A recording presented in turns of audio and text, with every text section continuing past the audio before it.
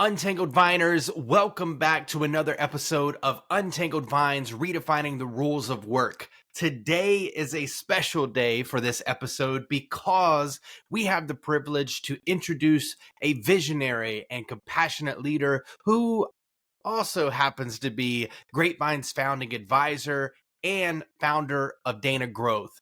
Today's guest is Alex Kottoor. Now, before we dive into Alex's background, let's set the stage of Dena Growth. Dena means to give, and this spirit of giving is at the core of their values. It's all about creating meaningful results and long-lasting impact for their customers that they work with.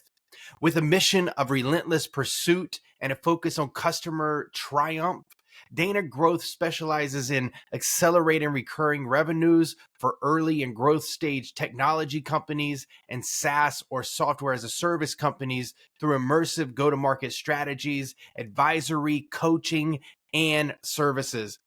Now, let's turn our attention to the driving force behind Dena Growth. That's Alex.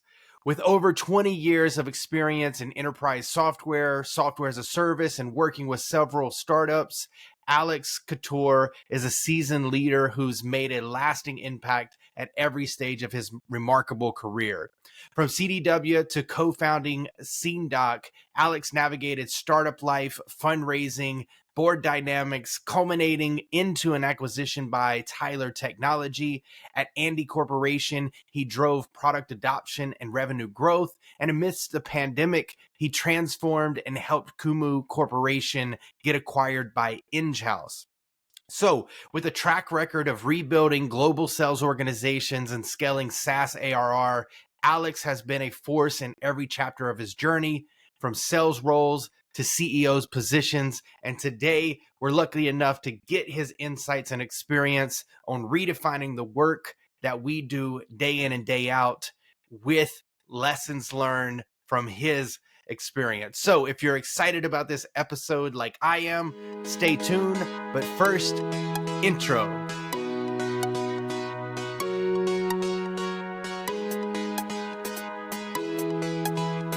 Hey everyone, welcome back to Untangled Vines, Redefining the Rules of Work. Today we have a special guest, Alex Kottoor. He's actually Grapevine's founding advisor as well.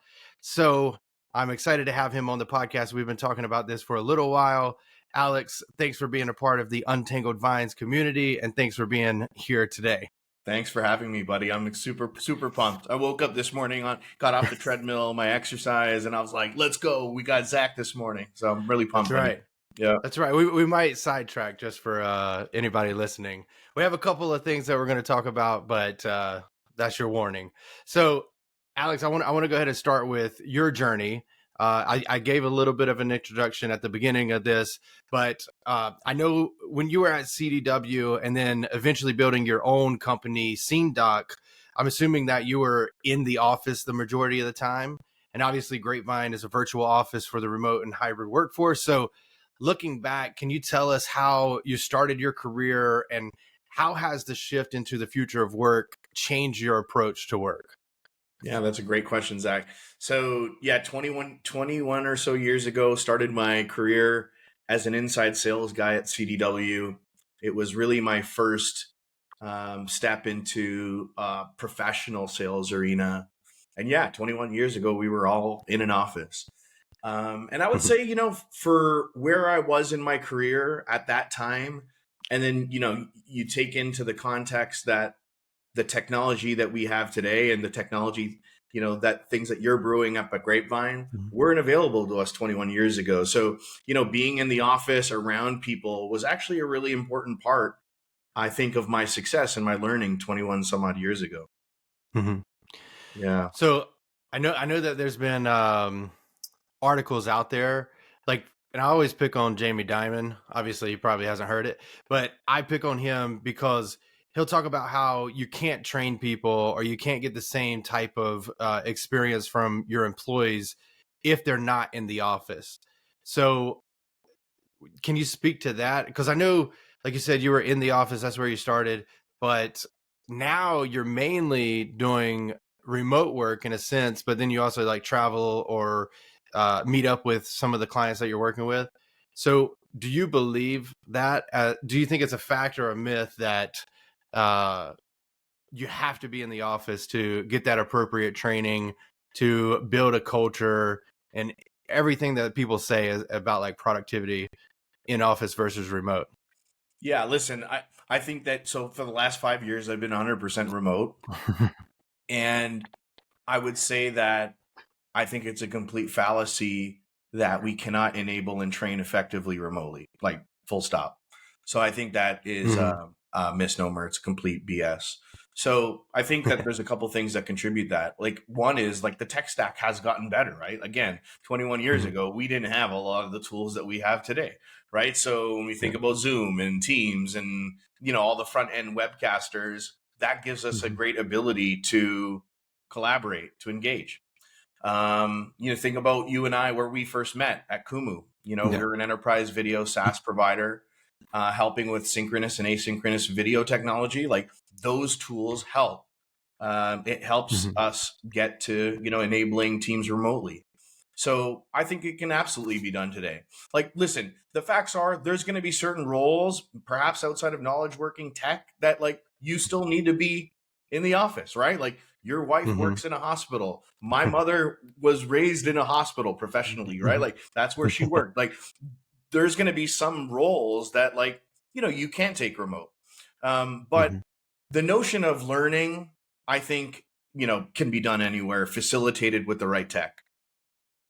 Yeah, I mean, obviously I'm biased. I'm building a whole product around it, but I 100% agree. Um, I was gonna say one of the reasons that I believe in this is what you mentioned there is we actually met through Zoom. Well, first of all, let's back it up. Like we met, I applied to a position via LinkedIn, and then I was lucky enough to get pulled into an interview, and then I met you.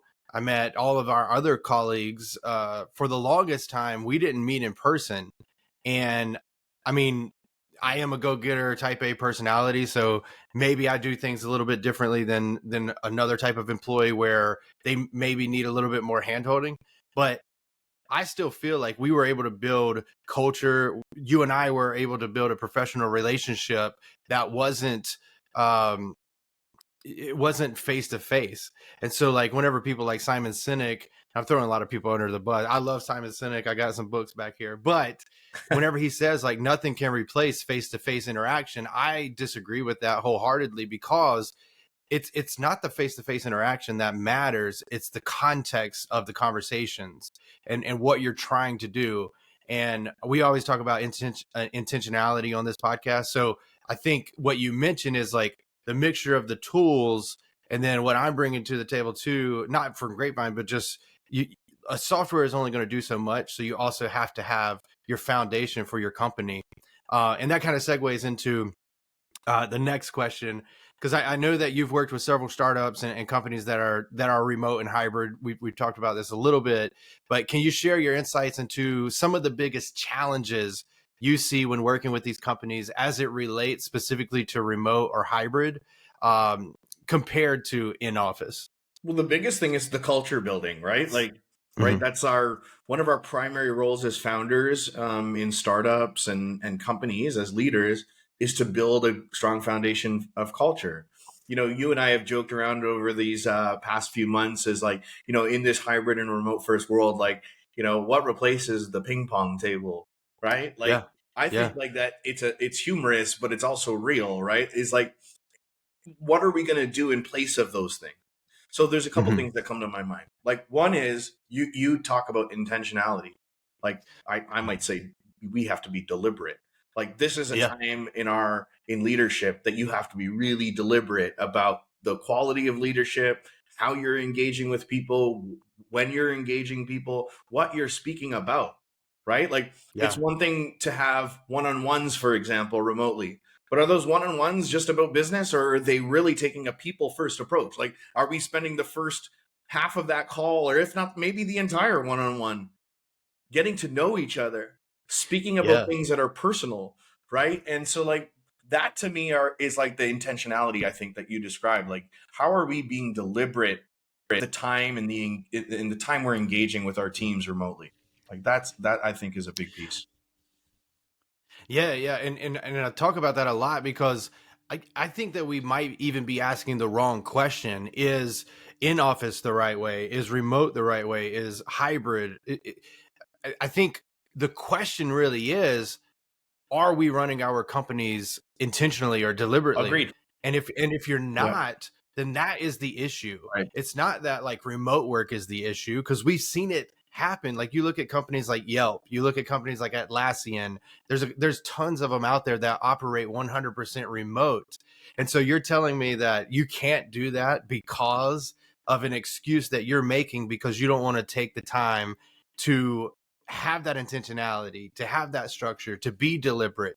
And that does include getting to know your employees, not just Right. from Right. a business perspective, but a personal perspective. And you do that really well. So like, and you kind of mentioned some of the frameworks that we leverage or we're trying to build into Grapevine's product, which is like that constant one-on-one connection, the feedback to be able to build that culture, the community where you can see people personally and professionally. Um, what type of tips do you have for, I mean, this could be for any leader, in office, remote, whatever. What type of tips do you have for building that relationship that goes beyond just professional? Because you do a really good job at this. I've witnessed it firsthand. Well, I appreciate that, man. Listen, it comes back to maybe a leadership principle I was taught decades ago, which is like actually give a shit, right? Like actually care, right? Sometimes it's like Yeah. this basic thing that we overlook, right? Is like we just, again, Hmm. this is why I think a high percentage of leaders are, failing is because they don't take the time to actually care, like come from a place of Yeah. authenticity, of being empathetic, being kind, trying to understand what that person's going through the lens of these Zoom frames that we're all sitting in front of most of our days, right? Like Yeah. that's what it takes, right? Like one of the things you mentioned earlier, and being a student of the game of sales, I'd say this, and you've seen this as my right hand guy, Zach, is that like most companies suck at enablement. Most they Yeah. suck at training new staff, right? We just expect that, like, they come Hmm. on and because they're skilled, like we can just throw them into the deep end and they're going to be successful. And then, a year Yeah. later, we're all looking at each other like, hey, how come they're not performing? We got to fire them. That's when the rifts start coming, right? Like Yeah. it's just a Oh, terrible cycle, right? And one of the things that I was thinking about as you were speaking last is that teams were horrible at enabling and onboarding new people far before we went remote and hybrid, right? Like exactly. that was happening for eons.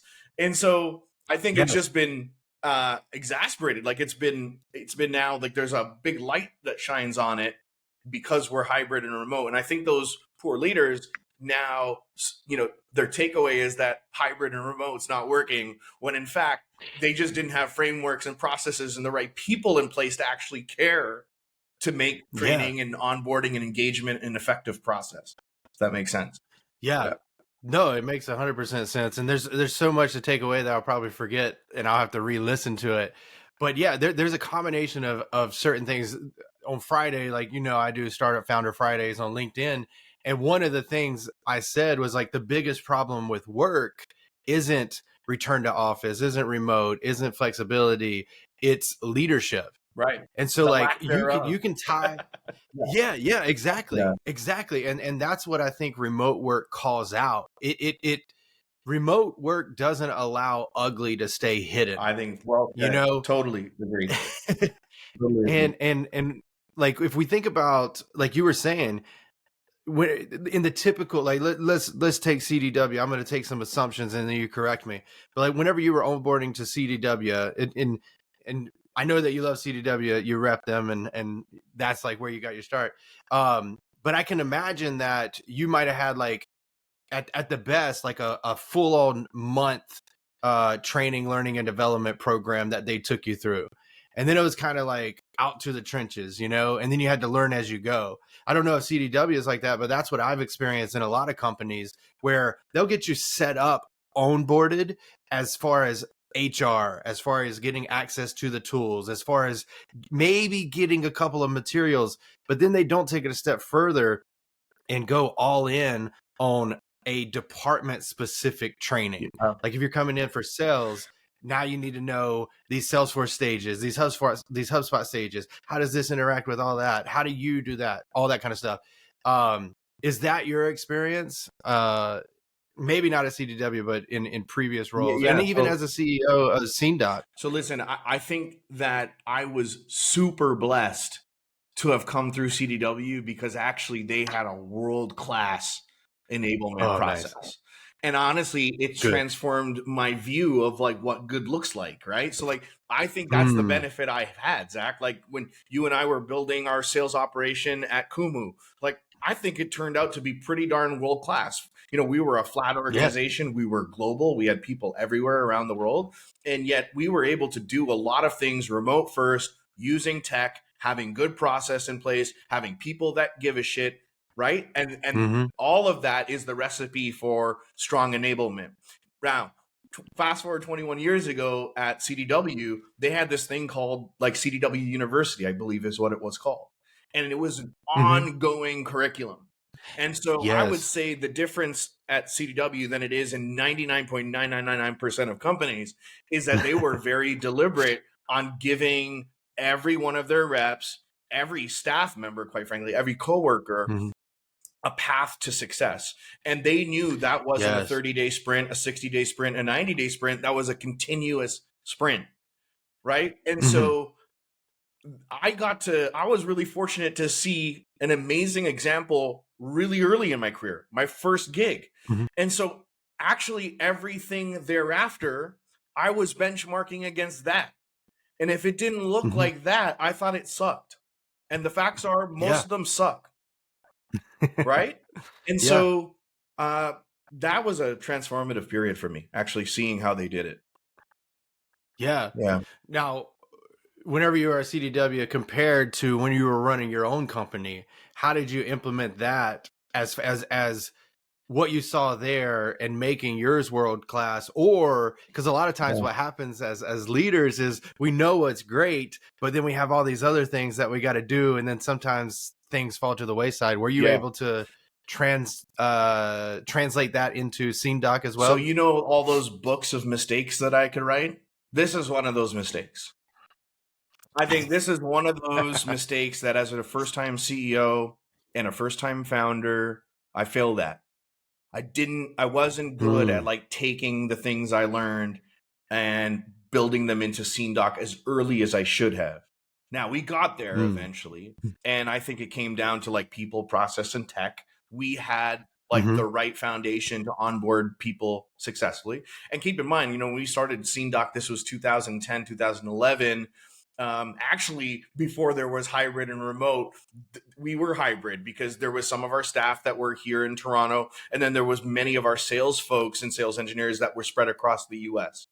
And, you know, they were quota carrying sales guys and gals that were, you know, embedded in geography. So we were hybrid then. We didn't actually know it, but when I look back, like the first couple of years, we were hiring people, throwing them into the deep end. We were hiring them with domain expertise. Again, they understood our customer set. They understood our ideal customer profile. They understood the market we served. And so that was my mistake. I took that as, hey, I don't need to spend as much time as I need to successfully onboarding these people. And so that resulted in failure in the short term. Again, we got our acts together eventually. I tip my hat actually largely to my business partner, Adrian, because he was very much a process junkie. And so he was like, hey, Alex, you're effing up at this, and we need to get better at this if we're going to, you know, hire people and have, you know, a sustainability, right? Because the reality is great employees are not going to stay at a company where they're not growing. I don't believe that. And I think that's even more true in 2023 as we go into 2024. If you don't have good onboarding plans, if you don't have continuous learning opportunities, if you don't have good tech that drives engagement, you are going to fail. And so now over the last, you know, 2.5 years, I've now have, you know, a few dozen startup CEOs that I've mentored and coached. Like that's what I spend time talking about. It's like you need to put the right foundation and surround your employee and your team with all the things they need to succeed. Yeah, and one of the call outs there I think is extremely important is even though you hire smart people and they might have domain experience or they might just be very bright, intelligent, and they know how to get things done, you can't assume that they don't need training or that they don't want training. Because I think, yeah, I mean, I've seen this, I've made this mistake in other companies that I worked in where this person might be coming from a competitor. And so now you're like, oh, well, they Mhm. know what they're talking about. Let's learn from them and kind of forget about getting them acclimated to what we do. Um, so that's a very important thing, and I've experienced that from the employee side as well as the employer side.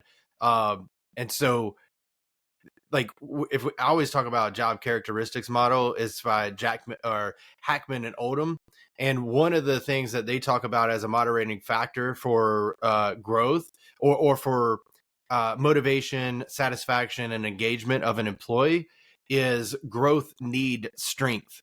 And what that means is you have to match the employee's growth, uh, their their level of what they want to grow into or how they want to grow, and then have that or have those resources or those trainings or whatever it is to match those on the same level. And obviously every employee is different, so like I might want to, I mean, now I'm founder of Grapevine, but I want to turn into a real CEO, you know. And so I need to have, with your help and the network around us, to I need to be able to have that type of resource where it meets my growth needs strength, where somebody else, like we know a guy that was a sales engineer at Kumu. He didn't want to be a manager, but he was really, really great at what he did. And so now we had to meet his level of growth need, which wasn't management or leadership. It was becoming a better sales engineer. Right. It was becoming, how can we streamline certain things out of his brain into the greater good to raise the average of everyone. And so yeah, that's what really stood out to me in that call out. I don't know if you have anything to add there No, I think you wrapped it from well. your end. Yep. Nice. Okay. So now I'm going to go to the next question. I told you we were going to get off some tangents, but I think they're all valuable and still connected to the topics.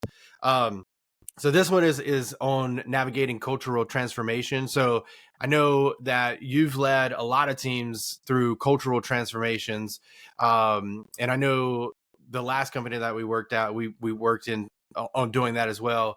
So I was going to ask, can you walk us through one, how you help companies navigate through change in general, and then, and I can ask this again, but and then how do you think navigating change in a remote or hybrid environment is different than maybe in office? Yeah. Well, I don't know if I'm going to exactly answer that. I'm going to start actually in the second. Is that the navigating the change for me? And I actually learned this through Rose Bentley, who was our CEO at Mm, Kumu. She was really good at this. Is that you need to yeah. over communicate, right? You got to Oh spend yeah. ample time speaking to the team, right? Like last week, I Mm-hmm. was speaking about vision, and I'm a big fan of like this concept of a vivid vision, and taking it from like a 2 to 3 line statement to like a 2 to 3 page manifesto that like you can Yeah. get your entire team rallied around. But like to me, that's like an example of over communicating, right? Like oftentimes we Mm-hmm. leave vision to be a statement that we have on our website. But I actually Yep. think that, and this is one of the things Rose did really well, is like, how do you take that and start to embed that into everything that we do? The way we talk Mm-hmm. to new employees during interviewing processes, the way we talk to our board of directors at our companies when we're CEOs, the way we talk Mm-hmm. about this at all hands meetings, and we start with our why and our purpose, our mission, like our vision for what the next 5 years is going to look like. Like, I think that the way you navigate that change or transformation, as you're calling it, is to Mm-hmm. making sure that, again, you're deliberate and intentional about the way and the cadence to which you're communicating with your team, if that Mm-hmm. makes sense. Yeah.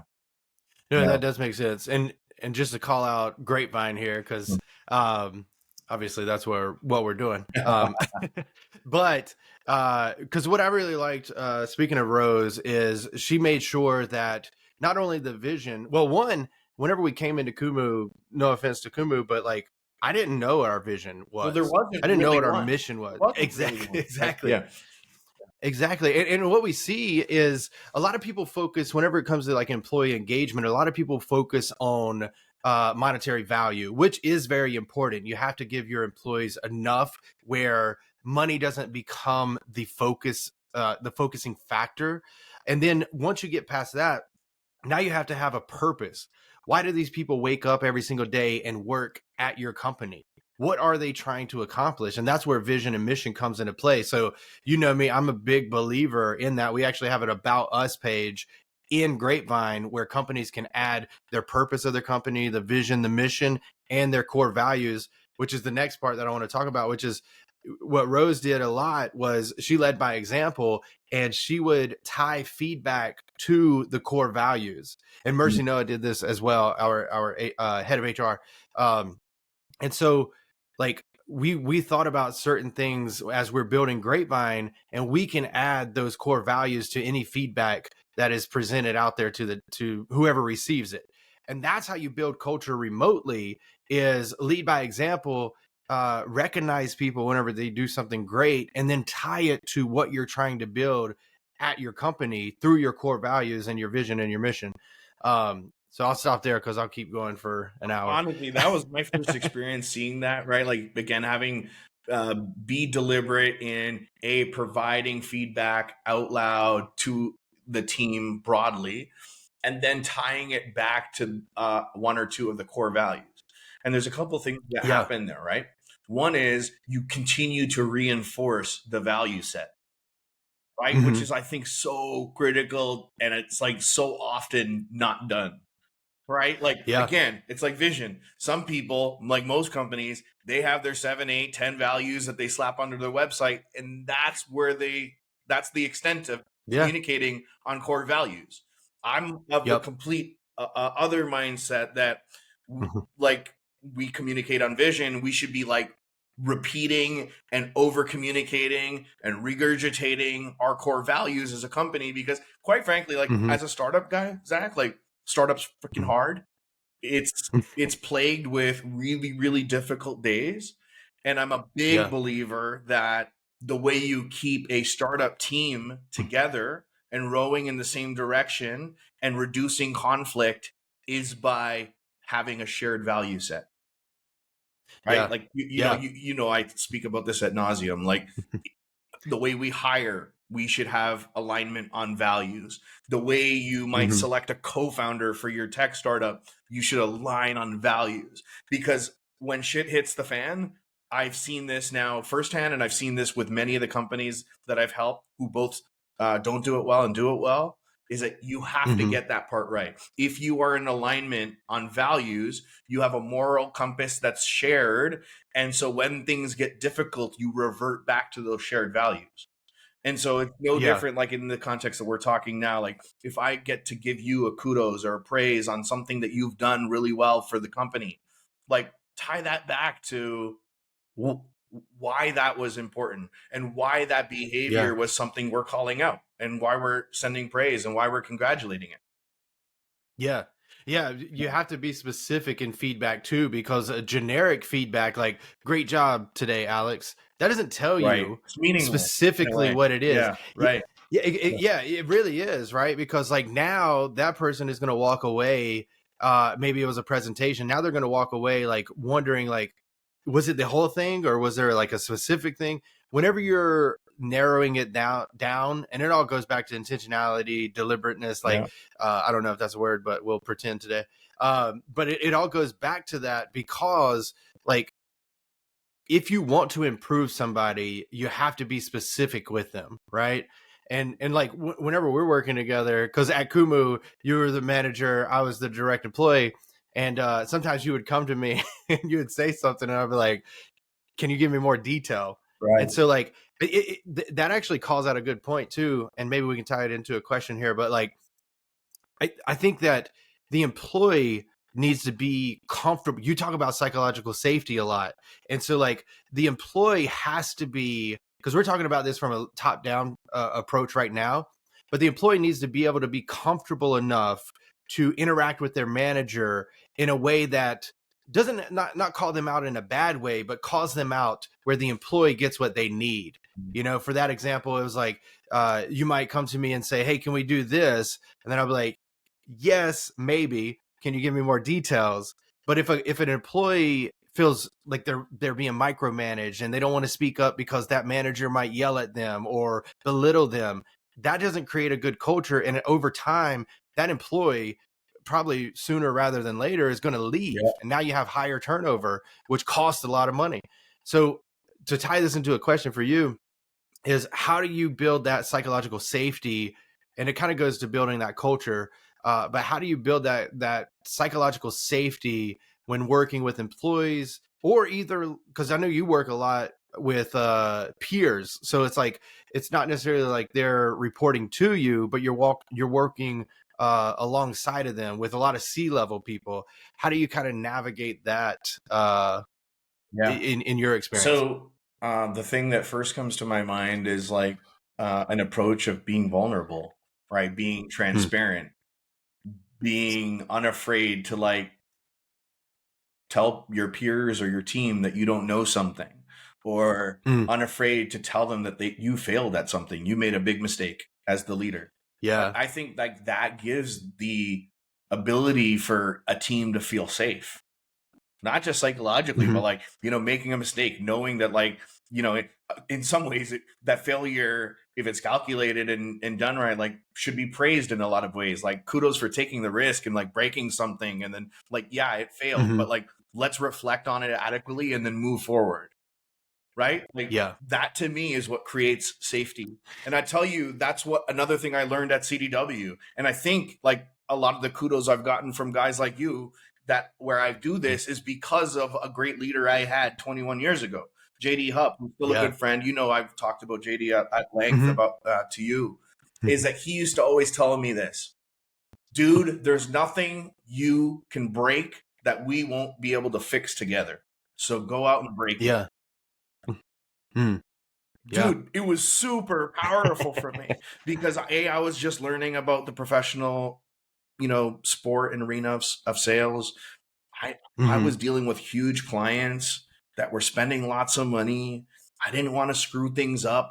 Heaven forbid, I didn't want to lose a customer. Right? I always had that Yeah. mentality. And so if you are not given a safe place to operate from, like that can be a detrimental, like that's not fun. It's not fun Yeah. to work in that type of an environment. But the environment Yeah. he created for me was go and do the best thing you can for that customer, right? Always come Yeah. from a good place of like service and wanting to help. And the environment he created for me was one that I didn't care to fail. I was okay with failing at something so long as I tried. And Yeah. that was game changing, psychological mechanism of management that I learned through JD, that I'm very, again, intentional about how I do that with people Yeah. today. Like, our startup was like that. I can do startup again. It's littered with bad days of like, you picking some feature to develop and it fails 19 times before you get it right. Identifying your Hmm. repeatable sale to your ICP, like that takes a lot of falling down before you actually figure it out. And so Yeah. I think I've always been, and I hope people who've ever worked with me would say this, is that I think Alex has brought that forward into my management style, is like, just like being uber transparent, wearing your heart on your sleeve, being completely comfortable with admitting when you failed or F something up, and then, reflecting Yeah. on it and moving forward. Yeah. Yeah. And there's like two things that I wanted to call out on that, is because what you're basically saying that JD did for you was give you permission to make a mistake, Right. where a lot of companies, a lot of leaders don't allow that to happen. And I think it's like, this is in the same post that I was talking about for Startup Founder Fridays. I was talking about like whether they're a great leader or they're a decent leader or they're a new leader, you still need to implement leadership development programs. And because I mean, you don't know what you don't know. And if you're not continuously learning, then you might be stuck in the past. And so what he was doing there was giving you permission, whether or not it sounded like CDW probably had a leadership development program. So whether he was born like that or they coached him or it was a mixture of both, maybe both, he allowed you to have that permission, which is the whole key of leading by example, setting a psychologically safe environment, and feeling like you have your manager or your manager's attention and you have your manager's support. Those are two key factors of engagement whenever it comes to employee engagement and productivity. The other part that I wanted to call out that you didn't necessarily mention, but I wanted to ask, because it's one thing is permission, but then the second thing is follow through. So a leader can say, hey, you can make a mistake. That's okay. But then sometimes I've experienced this where somebody will say that and then I'll do it and then I'll get reprimanded or like there'll be a consequence. And that consequence, depending on what it is, sometimes it's justified, but in most cases it's not, because we don't work in the industry of life and death, right? So whenever we actually make a mistake, it's harmful to the company, but we didn't hurt anyone necessarily. And so like, how do you see the follow through, or how do you make sure that you give that permission through vulnerability, admitting your own mistakes, and then whenever it happens, following through, where now it doesn't just become words, it becomes a behavior that they can adopt? I think this is where the tying back to values is an important thing, right? So like, just take the praise concept, right? And I know it's one of the capabilities, one of the many capabilities we're going to be able to do through Grapevine. But Yes. being able to not just tell somebody that they did a good job and tying it back to a value, I actually think it's amazing to see when I see managers shout out something that didn't work and tying it back to the value. Right? Yeah. Because I don't know, like bias for action is, I know one that you and I both share, and it was something we both got at Kumu as well. But bias for action could be the value to something that didn't work out. Right? Yeah. And I think that it's equally important to recognize, because especially in tech, like you could have teams that are working on something important for months and months and months, and it might not work out. Yeah. Like, is that utter failure? No, like that's progress to me. Right? So like, are we shouting that out? Hey, we want to shout out John and his whole team for working the last 8 months on this thing. And yes, it didn't work, but like kudos for them for taking action. Align it to the bias for action value set that's important to all of us. And demonstrate to the whole team, like that is something that we want to see here. Not everything is going to work. Right? I mean, it's just like you and I, we joke all the time about on LinkedIn, like all you hear are the success stories, right? This is how you get rich quick, and this is how you build your startup and exit at $100 million. No, like that's why I think I've been taking a really deliberate approach of like, doing like my Friday F-ups, right? Like how do we take lessons learned and surface that stuff? Because that to me is just like what we're talking about. Like, it's okay. Yeah. It's okay to have failed. Yeah. Like, again, there's going to be, you're building right now, dude. Like, don't you feel that most days? Like, most days, there's like I'm sure parts of your day where you're like, damn, like, I just wasted a bunch of time on X, or this thing didn't work the way I thought it was going to work. But if you tie that back to 100%. your values, Zach, that's what's going to be, that's what's going to allow you to keep going. Yeah. And one of the core values that we have at Grapevine is pioneer innovation.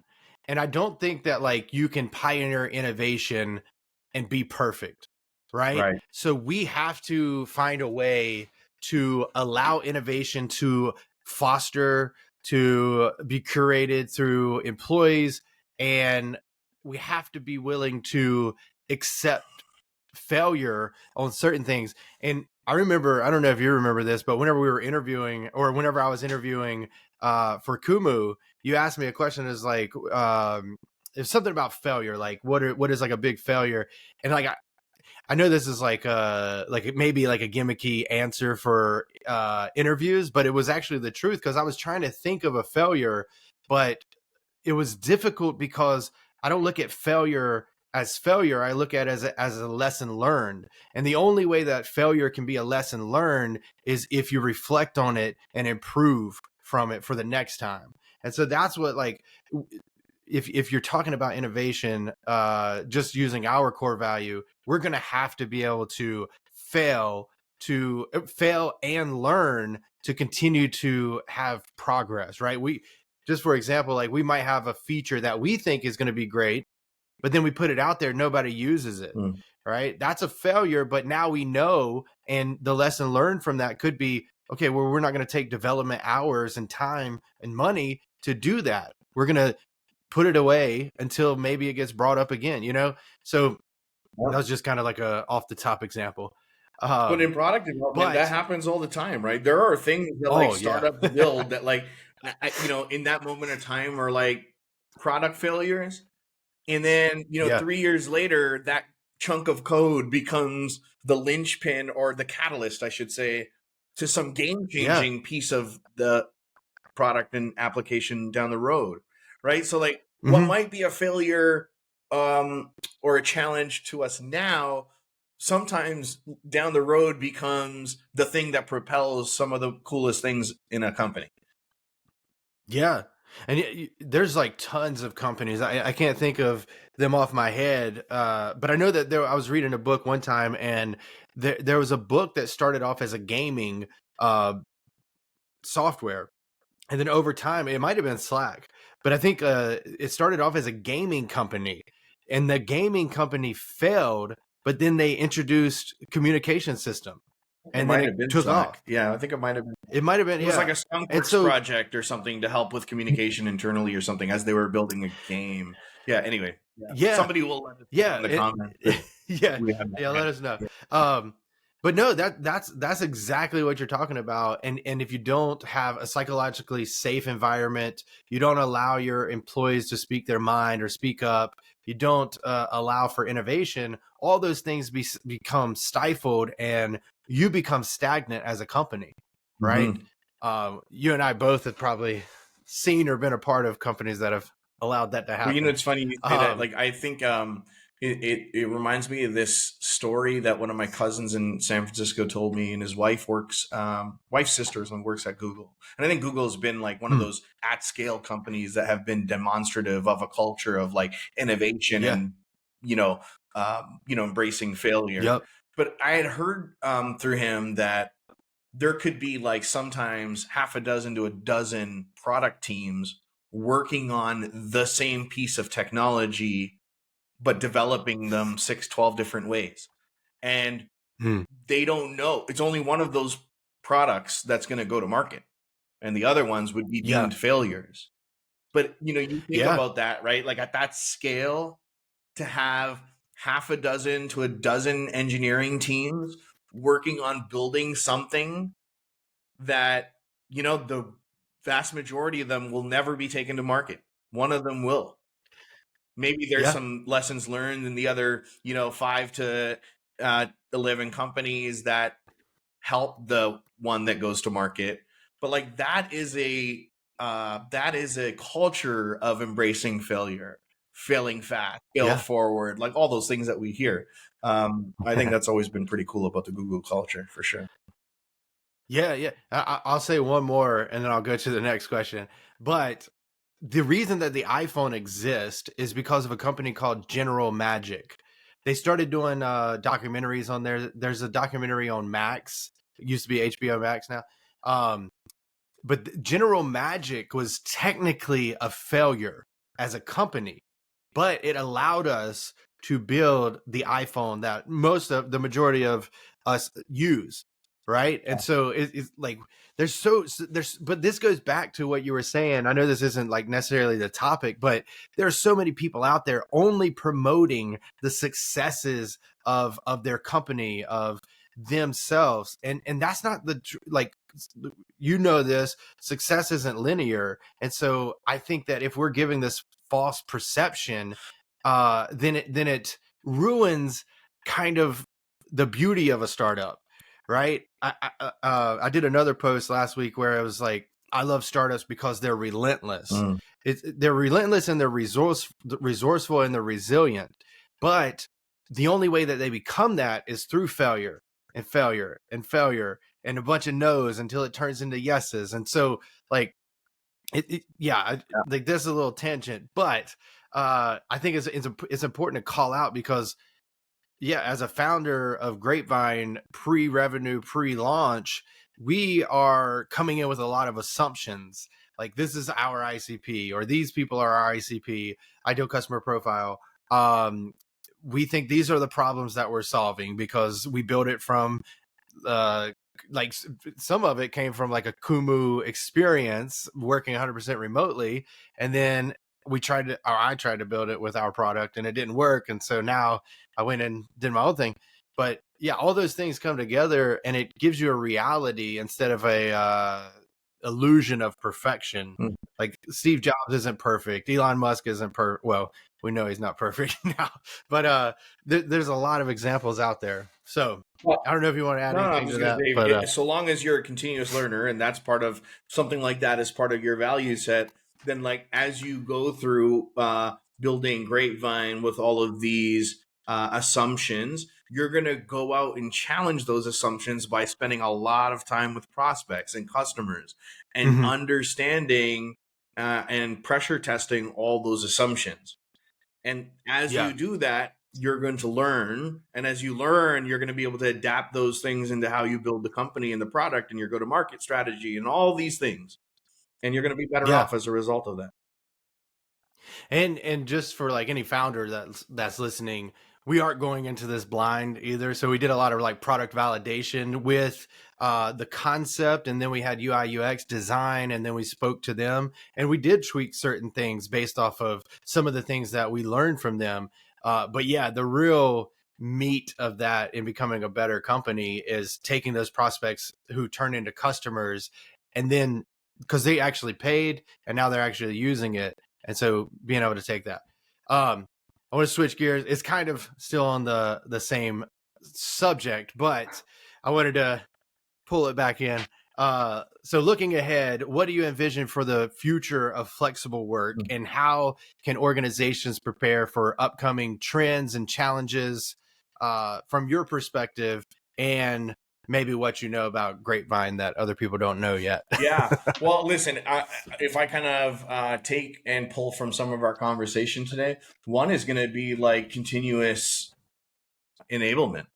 One of them is going to Yeah. be like the thing that I learned at CDW. And to your point earlier, to answer your question, JD went through continuous leadership training too.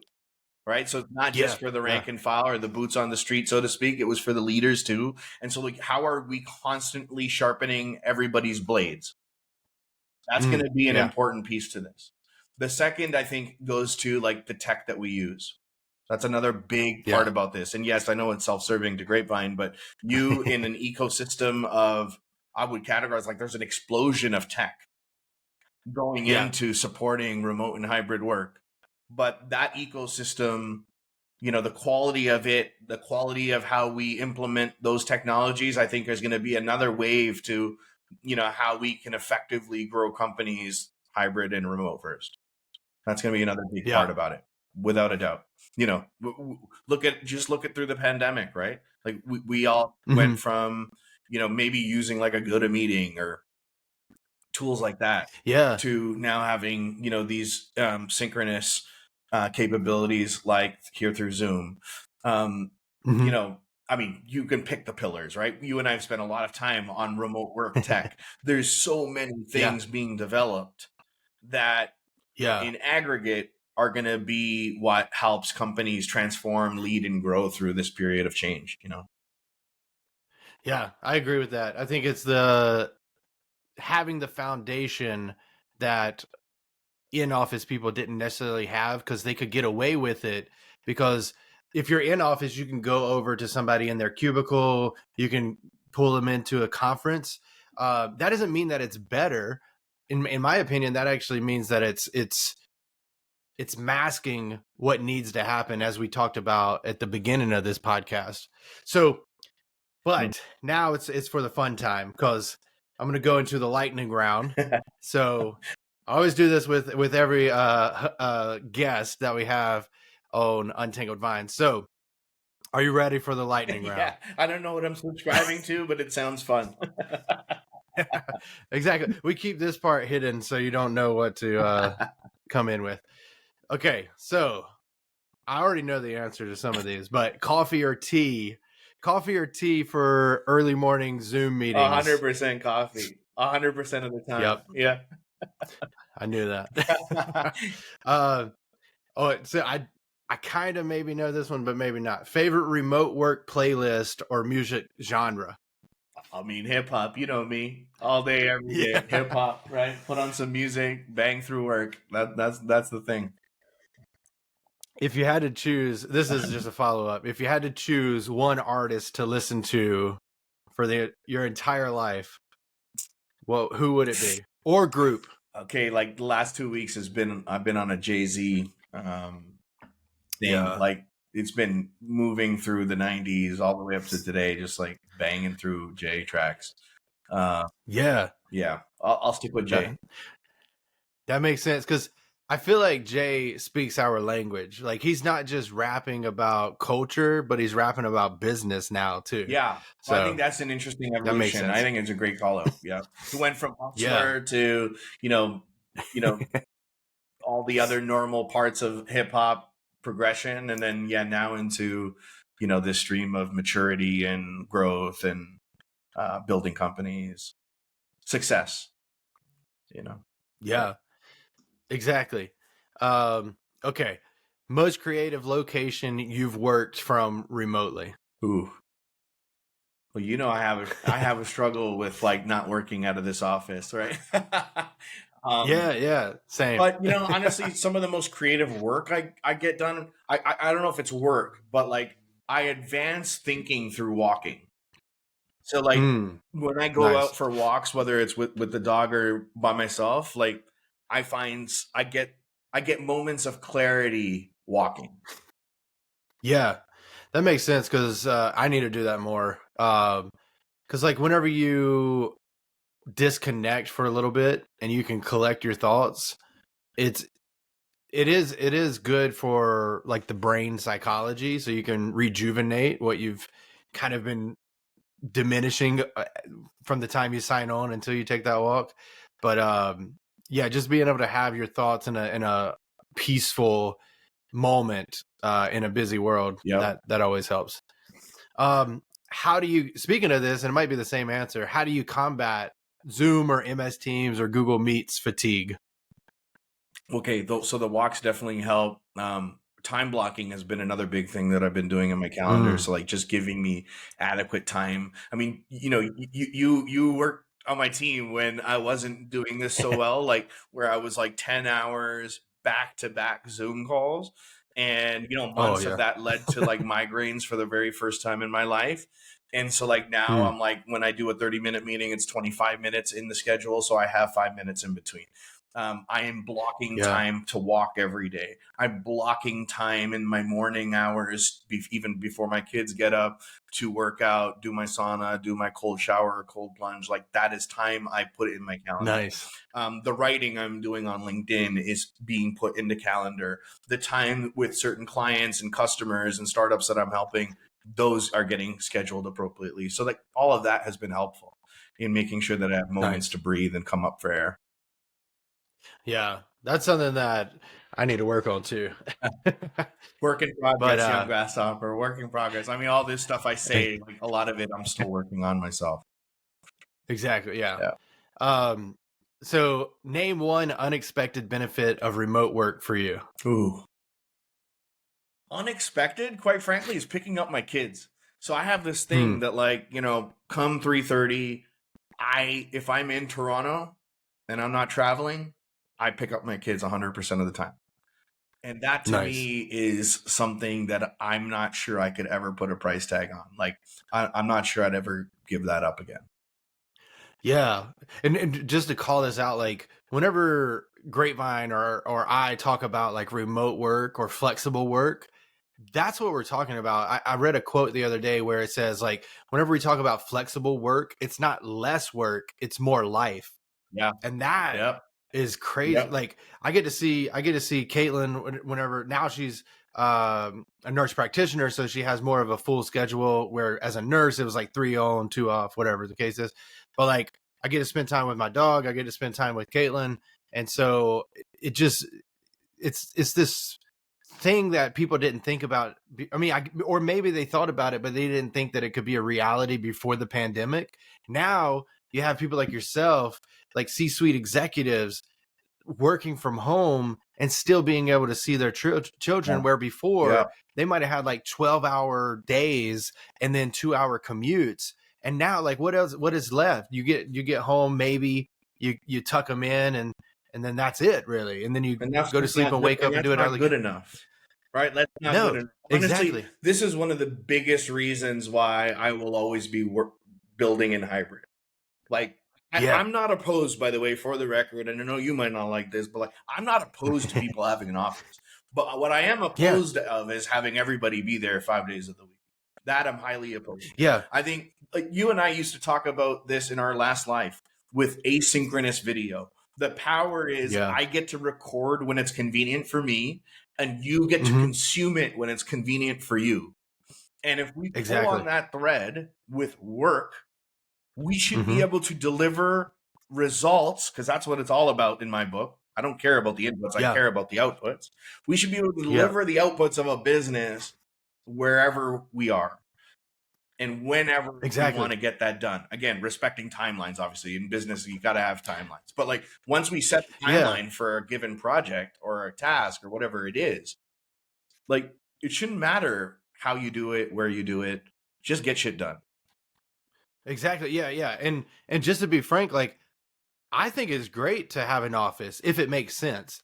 I think that if you could, like, and I've said this on a couple other podcasts or blog posts or whatever, but it's not about not having an office. It's about having, or you don't have the need for an office. And so like instead of the office, you do once a quarter offsites with your team where they get together, or you maybe have like a co-working space that you rent out, and then you put like an employee budget on it. So all that kind of stuff. There's different ways to go about it, but it's really that choice, that flexibility that is important. Yeah, like going to the office 5 days a week, I think is dead. I don't think that it needs to be Yeah, there. that's right. But just to preface it, like you said at the beginning, it's not. I mean, it's mainly for knowledge workers, but we even see certain areas where it's like telehealth, where now a PA, a doctor, a nurse practitioner can work from home 100% if they want to. It's about that choice. And so and the only way that we do that is through technology, honestly, right? That is the structure that can make this stuff happen.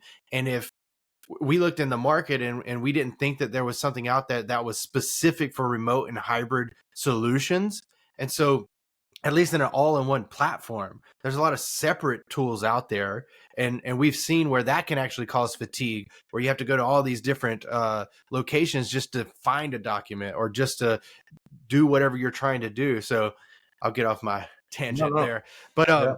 just to continue, because none of the, just FYI, none of these lightning rounds are actually lightning. They So spur thought. remote, Yeah. exactly, remote work pet peeve. What drives you crazy? This is always the one that Hmm. makes people think the Yeah. longest. Pet peeve of remote work. Maybe Mm-hmm. I do have a pet peeve with people thinking that like because we're remote, we can always just jump on a call. That kind of Ooh, that yeah. irks me.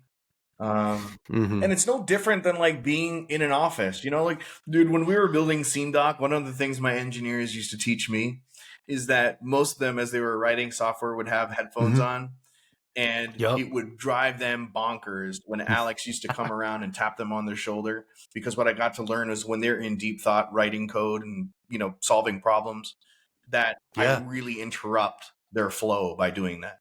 And so we had this Yeah. rule that like if one headphone was up, then Alex could come bother us or ask us a question. Oh, And if it was both down, it was like, they're in deep focus work. And I dude, think that's that's the same interesting. with like, now that we're in this remote environment, just because somebody's now working from home or working from anywhere, it should not equate to, hey, I get to go and like grab them immediately. You Yeah. know, No, yeah. that's a big call out because I just watched a podcast. I can't remember what podcast or who it was on, but they were talking about the same exact thing. Whenever developers are heads down coding and then you interrupt them, that messes them up for a decent amount of time. There's a book actually called Flow, and I always get his name wrong, but it's like Mayim Chomsky or something like that. It's a very long word. But it takes about 26 to 29 minutes to get back Mm. into flow. So every time that somebody is interrupting, whether they're a coder or somebody in deep flow work, now not only are they interrupting them for that 5 minutes, they're actually interrupting them for 35 minutes because it takes them that long to get back into it. So these are like certain things that people don't necessarily know if they don't like study psychology or that kind of stuff, but it's very important. And that's spot on for remote work where you are accessible through all these different technologies. But I think that you also have to factor in how can you allow your people to have deep flow work? Because that's actually where the work gets done. It's not in these Zoom meetings for the most part. Like sometimes you have working sessions, but that's where the actual work Couldn't gets agree done. more. So that's a good call out. Describe your dream virtual team building activity. Mm. You can pull from one that you've already done or something that Well, you know, pops I off. have deep love for wine. So my Yeah. my dream decompression, something we're gonna do into the community in 2024, as you know, is Yeah. building in times where teams can learn about wine, drink wine, and you know, pull yourself out of the business, quite frankly. Does that Yep. answer your question That's though? why you're, I don't know. yeah. That's why you're a founding advisor of Grapevine. Oh, that's a good one. I didn't even get that. That's true. I love me some grape. Yeah. Yeah. So the last one, share a quick tip for staying motivated while working remotely. I don't know if it's about working remotely, but like, so what the one that I always think about is my kids. I know like it sounds mushy and maybe even cliche, but honestly, No, like no. in tough moments or times where I want to like hang it up and like take a break or you know not work on something challenging, I think about like, okay, what would Cameron and Kendall say, or is this what I'd want them to see? And so Yeah. like I tend to like use them as my you know, the added push that I might need to get something over a finish line or to, you know, work on something challenging or hard. Um, Yeah. definitely motivates me. And I've seen that firsthand from working with you because you mentioned the community uh, that you'll be launching soon, and we were working on the website together. And we started off in one direction, and then it would switch not only from your kids' input but from your wife as Yeah. well. And so you're not only like just for people listening, like Alex isn't only just saying these things, he actually does it. And whether or not you know it, it kind of transcends into how I operate too. So it's yeah, we were talking about this with like you said, drink champs, they give you your flowers while you're still here. So those are the flowers for you. I appreciate it, man. I appreciate it. Yeah. But that was a great conversation. Like I said, I got to look back and kind of digest everything that we talked about because I think that is going to be valuable. But Alex, thanks so much for being our founding advisor, also a part of the Untangled Vines community, and being a guest on this podcast. And I think we'll probably have you on again sometime. No problem. Anytime, man. It was fun and thanks for the platform and super proud of you too, man. Keep building.